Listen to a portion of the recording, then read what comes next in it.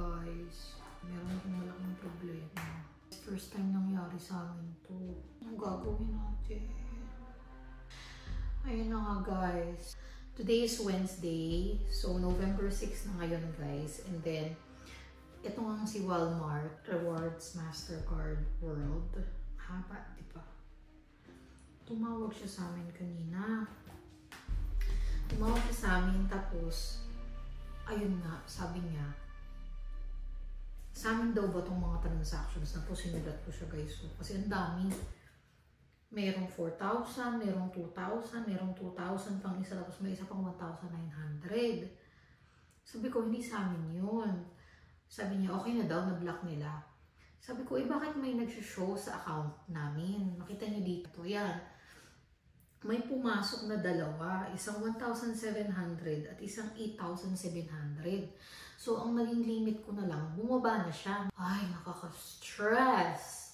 Alright, so mag-shoutout lang tayo ng mabilis guys before anything else. So, first off, Jezlyn Cunada 5854. Ayan. Sabi niya, since PEI, always watching your vlog from Munich at wala po kami sa Canada. O, imagine. Wala sila sa Canada pero support. So, thank you so much, Jezlyn Cunada. Next, we have Choi with Zane. Ayan. Ito, friend ko to. We will buy. So, nag-comment sila dun sa isang video na nagtanong tayo kung bibili pa rin ba sila ng bahay. So, sabi nila, we will buy.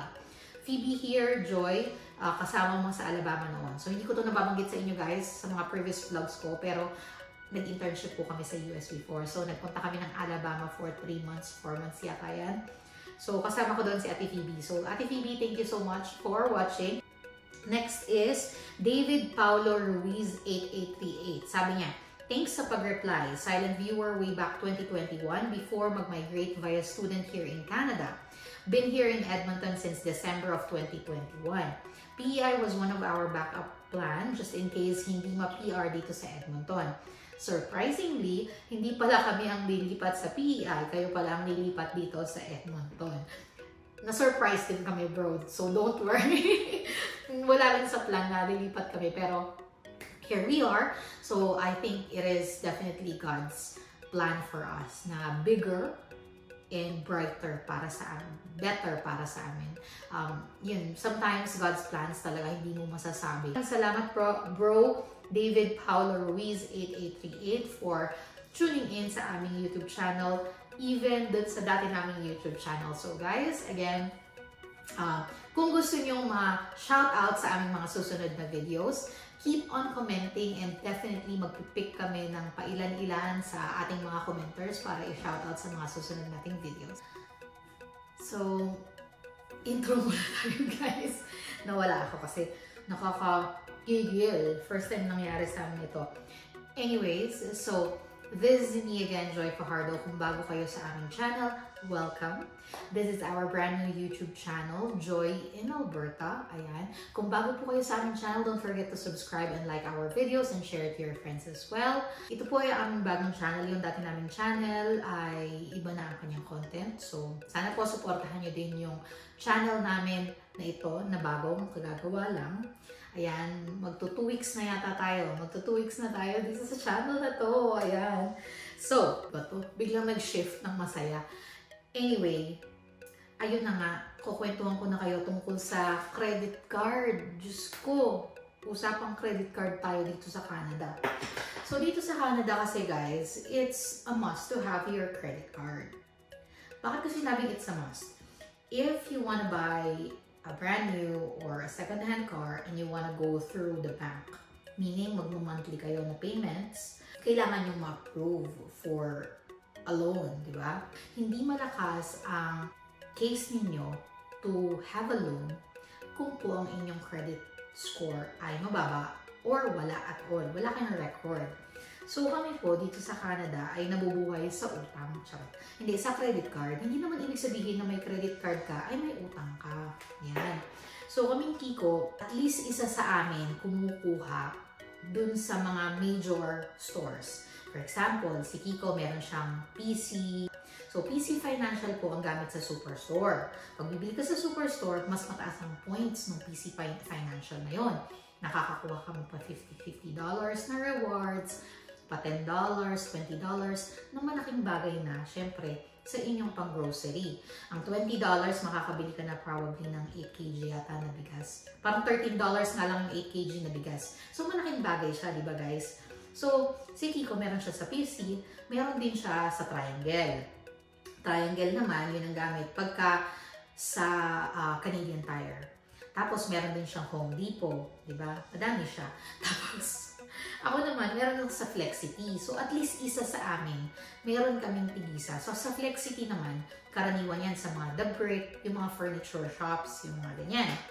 Meron din kaming Scotiabank, meron din kaming BMO, may RBC, may Walmart, yung mga ganyan. Pero pati itigisa lang.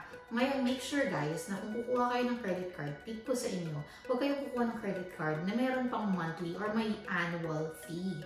Meron namang mga ganon. So, lahat ng credit cards na meron ako ngayon, wala silang annual fee. Gamitin ko sila at hindi, walang match-charge naman sa akin. May match-charge lang sa akin, kunwari, this month, naggastos ako ng $1,000. Hindi ko siya binayaran ng due date. Mag-i-incur siya ng interest na medyo mataas. Ang interest rate karamihan ng mga banks ay nasa 19-point-something% up to 25-30%. So, medyo mataas. OA naman yung 30. Ang highest ko na nakita yata 26%. So, yun siya, nasa 19 to 26% yung i-interest kung di mo siya babayaran.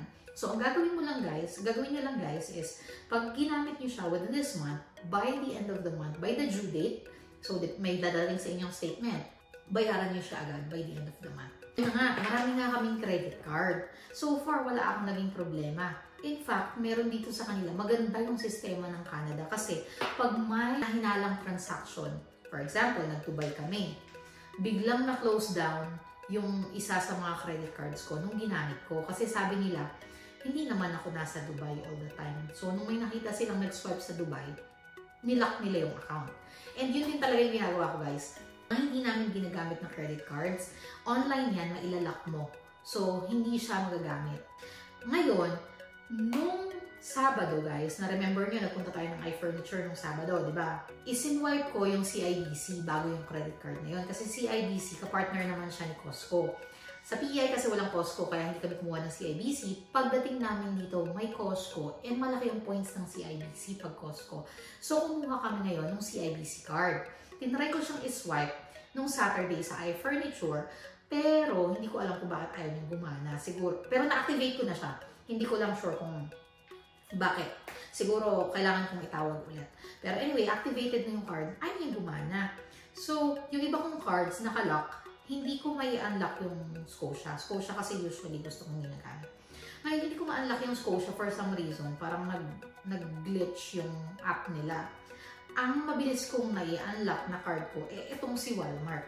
So, after quite a while, ngayon ko lang ulit ginamit itong si Walmart credit card. So, ang naswipean ko lang kay Walmart ay iFurniture at saka si Costco. Yung dalawa lang na yan. Ngayon, biglang tumawag nga itong si Walmart at sinasabi na, sa'yo ba itong mga transaction na to? So, sabi ko, hindi sa akin yan. Good na catch nila. May nakalusot na dalawa, guys. Ayan na nga, ayan na nga, ayan na nga. Just ko learn. 8,000 kasi yung nakalusot, guys. So, ngayon, sabi ko, paano nang gagawin ko nito? Hindi naman talaga siya sa akin. Hindi naman, nasa bahay lang ako, I'm with my baby. Tapos, ang nakalagay pa doon, guys, parang St. Louis University. Sabi ko, hindi ko nga alam kung nasaan yung St. Louis University na yan. Ba't ako magsaswipe ng 8,000? Parang ito pinang tuition ba to? Ano ba to? Pero, imagine ha, ang gagaling ng mga hackers, scammers, hackers ba tao? Hackers. Kasi, naisip pa nila na, university ilalagay ko para hindi halata na 8,000. Parang tuition fee siya.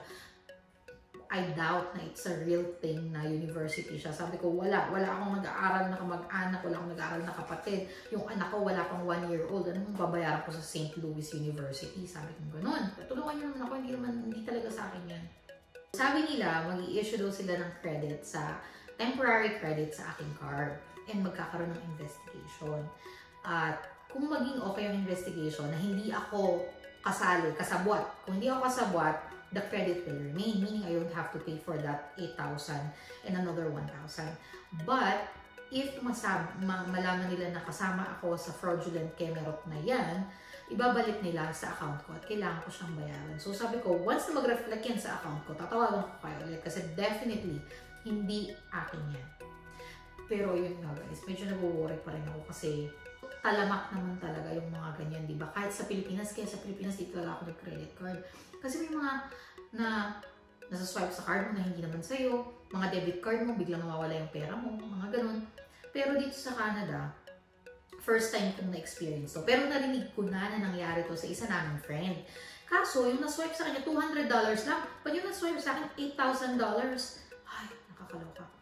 Anyway guys, so gusto ko lang i-share sa inyo na usually ang alam ko kung paano nangyayari ito, kung bakit nangyayari ito is pag ginamit mo yung credit card mo or yung card mo sa mga online transactions na yung parang, di ba, merong mga Temu, merong mga Amazon, yun okay sila. Pero yung mga small business, yung small online shops, pag dun ka minsan bumili, baka pag nahack yung system nila, or minsan sila mismo yung mga hackers, alam mo yun, baka yun yung doon nila nakukuha yung credit card numbers nyo. Diba? At doon, nangyayari yung pagkakaswipe Kemerot ng mga kung anik-anik. Pero so far naman, nagtataka talaga ako kay Walmart kasi it's been a while since I last used my Walmart card. I think nasa PEI pa kami noon, which is 2 months ago na, 3 months ago na. Tapos noon, yun nga, nung pagdating namin dito, kakaswipe ko lang nung Saturday. Kakabukas ko lang sa kanya nung Saturday. At ayan na nga, biglang nagkaganyan. So, I don't think we can do anything about it right now. And I don't think we can do anything about it in the future as well. Pero yun lang, bantayan nyo lang guys. At yung nga tip ko, i-lock nyo yung mga credit cards na hindi nyo ginagamit para mas safe para sa inyo. Tapos, yung biyahe din namin guys, isa lang yung credit card na ginagamit namin pag nagpapagas kami. Kasi kahit yung mga gas stations, hindi nyo rin sure kung ma-hack ba sila ng kung sino man, di ba? And then makuha yung credit card information nyo. Kaya mas safer yung mga IT dyan na may alam, comment kayo sa baba. Sabi nila, mas safer daw yung tap kesa sa insert or swipe. Kasi yung insert as swipe daw, parang malalaman nila yung card number, ganyan. Pag daw tap, hindi. Pero hindi ko sure kung gano'ng ka-accurate yun. Nabalitaan ko lang. So, ayun. Ingat-ingat lang tayo guys, kahit saan sa mundo talagang may mga hackers, scammers na ganyan. Good thing, yun, nakakatch dito sa Canada, may tumatawag agad sa'yo from the security department ng mga banks at sinasabi sa'yo na, uy, may nag-swipe ng ganito, ikaw ba to? So, yun lang. So, maraming salamat guys sa pakikinig for today's video. Again, it's a very short video that just reminds us na be extra careful with how we use our credit cards and our cards in general. Yun. Ingat-ingat lang tayo guys and we'll see you on the next one.